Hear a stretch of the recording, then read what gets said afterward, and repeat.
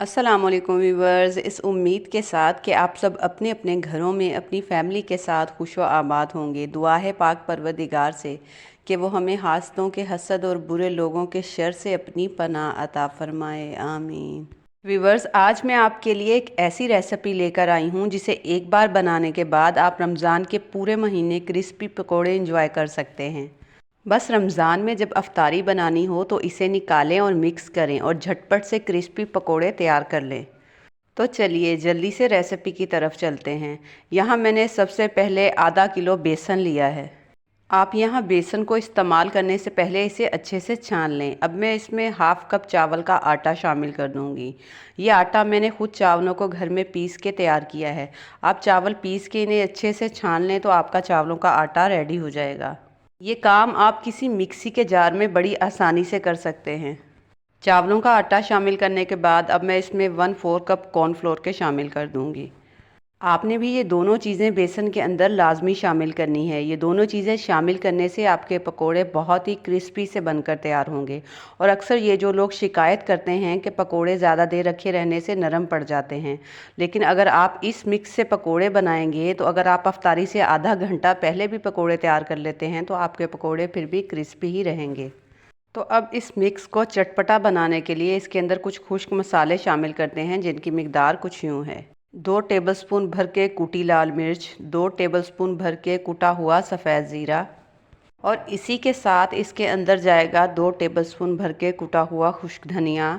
और अब मैं इसमें 1 टेबलस्पून भर के नमक का शामिल कर दूंगी। आप यहाँ नमक का इस्तेमाल अपने टेस्ट के मुताबिक कम या ज़्यादा कर सकते हैं। नमक शामिल करने के बाद अब मैं इसमें 1 टेबलस्पून भर के कसूरी मेथी का शामिल कर दूंगी। कसूरी मेथी शामिल करने से पकोड़ों में बहुत ही ज़बरदस्त और डिफरेंट सा फ्लेवर आता है।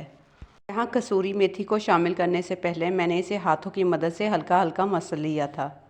कसूरी मेथी शामिल करने के बाद अब मैं इसमें हाफ़ टी स्पून हल्दी पाउडर और हाफ़ टी स्पून लाल मिर्च का पाउडर शामिल कर दूँगी।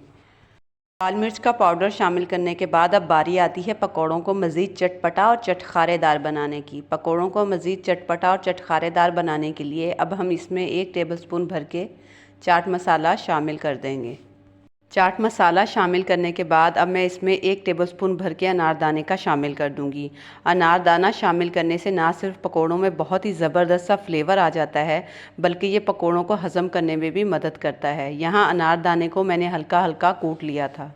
तमाम चीज़ें बेसन के अंदर डालने के बाद अब हम इन्हें बेसन के साथ अच्छे से मिक्स कर लेंगे। तो लीजिए, अब हमारा ये मज़ेदार और चटपटा सा मिक्स बनकर रेडी है। अब हम इसे किसी डिब्बे या एयर टाइट जार में डाल के रख लेंगे और रमज़ान में अफ्तारी के वक्त जब पकोड़े तैयार करने होंगे तो इसे सब्ज़ी के अंदर मिक्स करते हुए झटपट से क्रिस्पी से पकोड़े बनाकर रेडी कर लेंगे। अब मैं आपको इसी मिक्स से क्रिस्पी से पकोड़े तैयार करके दिखाती हूँ। पकोड़े बनाने के लिए यहाँ मैंने पालक को बारीक बारीक काट लिया था। अब मैं इसमें आलू शामिल कर दूँगी।